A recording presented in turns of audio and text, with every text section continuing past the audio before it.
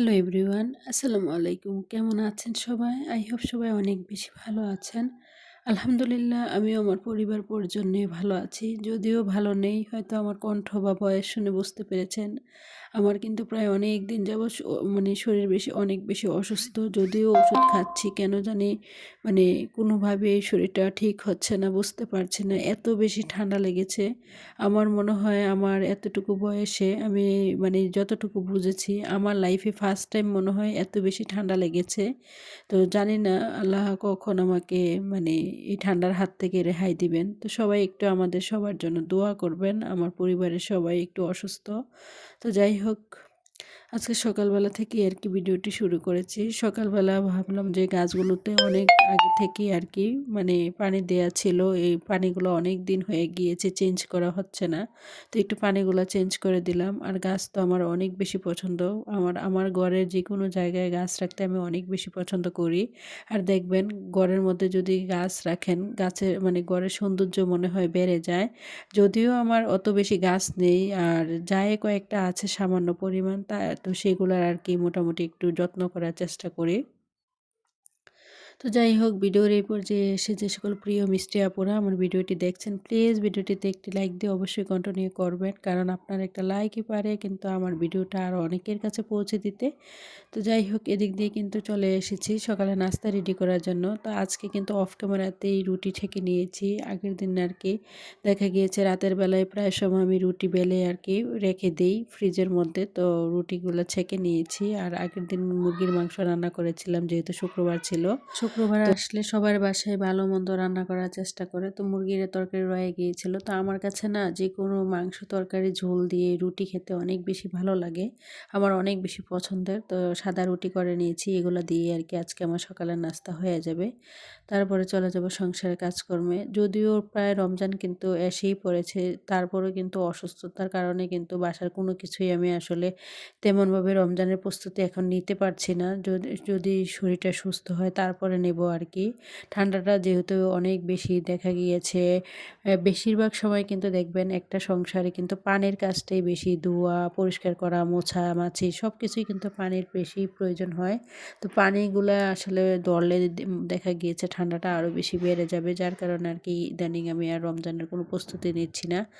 তো কি হয়েছে জানি না, আমার চ্যানেলের বেশ কয়েকদিন ধরে ভিডিও দিচ্ছি, হয়তো লাইফস্টাইল ব্লগ ভিডিও দিলেও কেন জানি ভিউজ হচ্ছে না।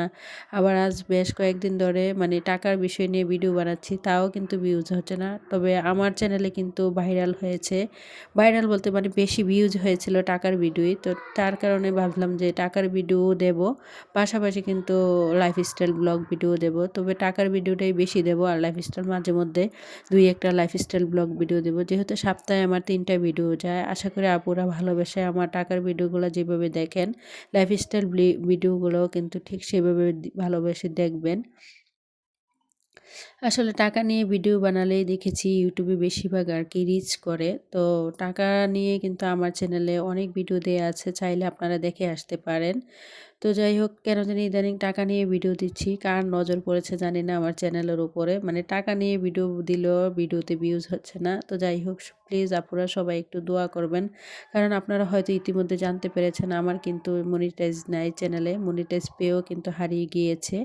তো জানি না কতদিন লাগবে আমার চ্যানেলটা ঠিক হতে। আর একটা চ্যানেলে কত কষ্ট করে দাঁড় করাতে হয় সবাই তো জানেন কম বেশি। একটা চ্যানেলে ওয়াচ টাইম পূরণ করা, সাবস্ক্রাইবার গেইন করা, তারপরে মনিটাইজ করা, আবার মনিটাইজ যদি চলে যায় তাহলে এর চেয়ে কষ্টের কিন্তু কপাল আর কারো মনে হয় নেই।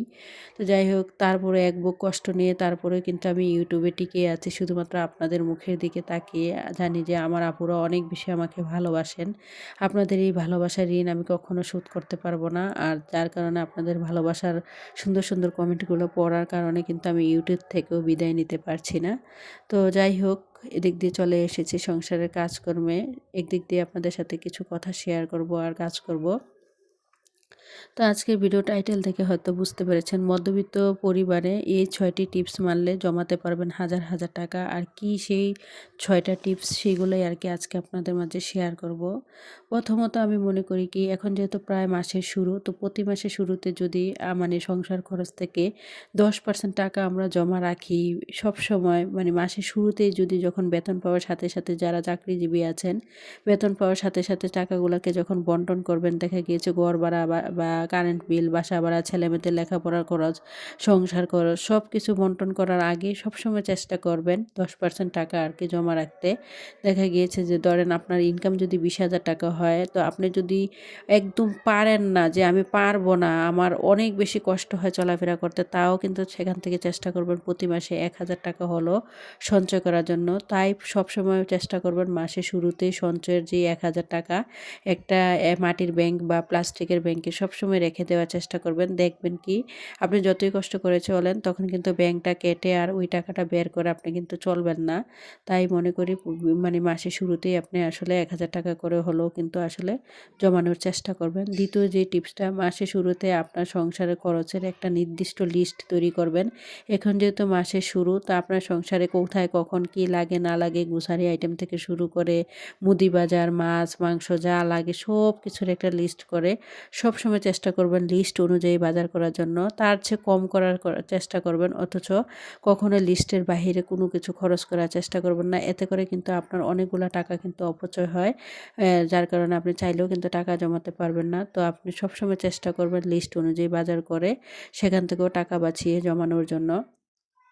৩ নম্বর যে টিপসটা হচ্ছে, মাসের শুরুতে সংসারে যত গ্রোসারি বাজার, মাছ মাংসের বাজার একসাথে করার চেষ্টা করবেন। দেখবেন কি, দেখা গিয়েছে আমরা যদি সব সময় যে কোনো দোকান থেকে মাছ বা মুরগি বা গ্রোসারি আইটেম যাই কিছু কিনি না কেন, একসাথে যদি কিনি বা পাইকারি দোকান থেকে, পাইকারি বাজার থেকে যদি কেনাকাটা করি, তাহলে দেখবেন যে সেখান থেকেও কিন্তু অনেকটা টাকা পয়সা আমাদের সেভিং হয়। আর সেভিং হওয়া টাকাগুলা কিন্তু আপনি চাইলে জমাতে পারেন। একসাথে কোনো কিছু কিনলে কিন্তু ওনারা ছাড় দেয় অনেকটা কমিয়ে, কিন্তু দরে অনেক কিছুতেই কিন্তু আমি অনেক সময় দেখেছি যে ছাড় পাওয়া যায়। আমি যখন বাজার করি, একসাথে যদি 2,000 টাকার বাজার করি, কম হলেও ওনারা কিন্তু 200 থেকে 300 টাকা একটু স্যাক্রিফাইস করেন। তো সবসময় চেষ্টা করবেন মানে পাইকারি দোকান থেকে একই সাথে সব কিছু বাজার করার জন্য।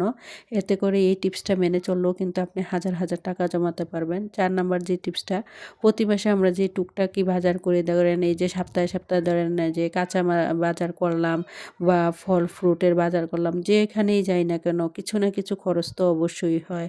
তো ওইখান থেকে যে আপনার বেঁচে যাওয়া কিছু টুকিটাকি টাকা, দেখা গিয়েছে খুচরা যে টাকাগুলো মানে বাসায় ফেরার পর দেখেন ব্যাগের মধ্যে থাকে, কারো 10 টাকা 20 টাকা, কারো আবার 50 টাকা, ওই টাকাটা চাইলে কিন্তু আপনি মাটির ব্যাংকে জমা রাখতে পারেন। এতে করে কিন্তু কিন্তু আপনার অনেকটা টাকা পয়সা কিন্তু আসলে সেভিংস হয় বা সঞ্চয় হয়। 5 নাম্বার যে টিপসটা, সেটা হলো শুধুমাত্র আমরা যদি একটু বুদ্ধি খাটিয়ে সংসারটা চালাই, আমরা যদি একটু বুদ্ধি খাটিয়ে পরিশ্রম করে, দেখা গিয়েছে বাজার ক্ষেত্রে বা যে কোনো ক্ষেত্রে যদি একটু বুদ্ধি খাটাই, দেখবেন আমরা কিন্তু সংসারে টুকটাক বাজার থেকে কিন্তু হাজার হাজার টাকা পয়সা কিন্তু আসলে এভাবে জমাতে পারি বা বাঁচাতে পারি।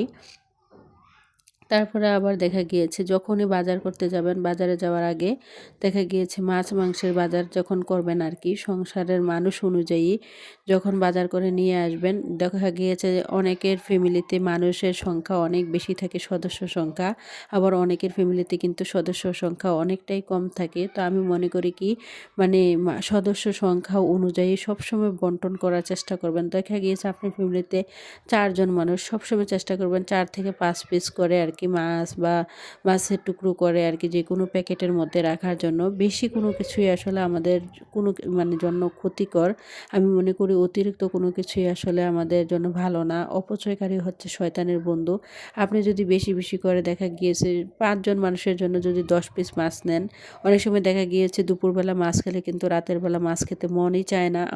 আমার হয়েছে একই অবস্থা। মানে আমি কেন জানি একবেলা মাছ খেলে আরেক বেলা খেতে পারি না। তো যার কারণে আসলে আমি সবসময় চেষ্টা করি আমার সংসারের সদস্য অনুযায়ী সবসময় মাছের প্যাকেট করার জন্য, মুরগির প্যাকেট করার জন্য, যে আমরা যেহেতু 4 জন মানুষ, 4 জনের কতটুকু মুরগি লাগবে আমি কিন্তু বুঝতে পারি।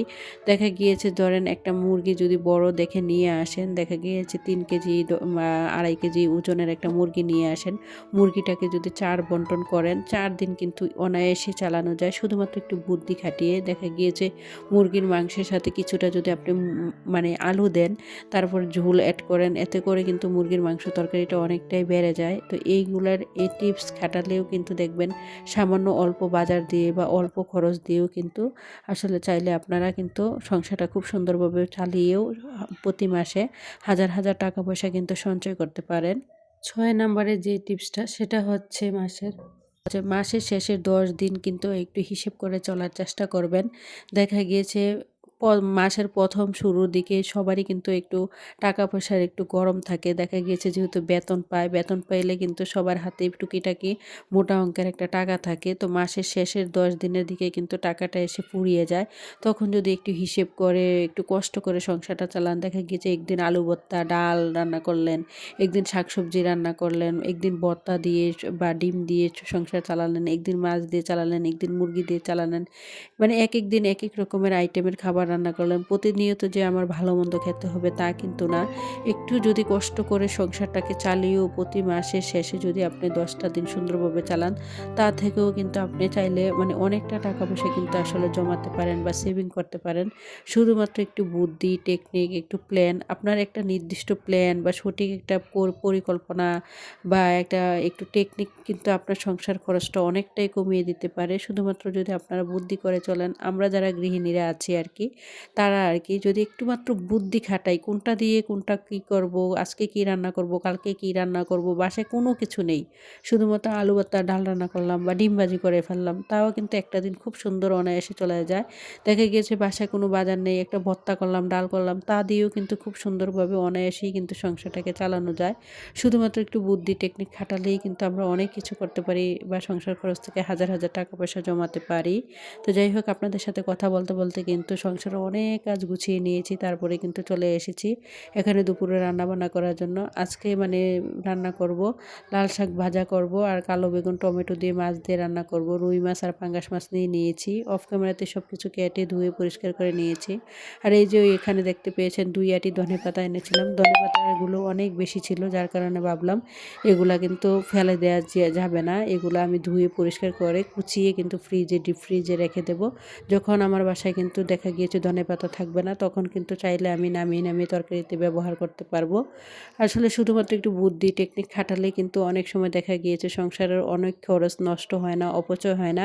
আমরা যদি একটু বুদ্ধি খাটিয়ে টেকনিক খাটিয়ে রেখে দিই, তা থেকেও কিন্তু হাজার হাজার টাকা বাঁচে। দেখা গিয়েছে আপনি যদি অন্য সময় ধনেপাতা কিনে আনতে যান, অনেকটা দামে কিন্তু কিনে আনতে হবে। তো এখন যদি ওই ধনেপাতা শীতের দিন যেহেতু সিজন, তো আপনি কিন্তু চাইলে কম টাকার মধ্যে মানে ধনেপাতা কিনে, টমেটো কিনে সব কিছু কিনে কিন্তু ফ্রোজেন করে রেখে দিতে পারেন। এতে করেও কিন্তু আপনার সংসার খরচটা অনেকটাই কমে যায়।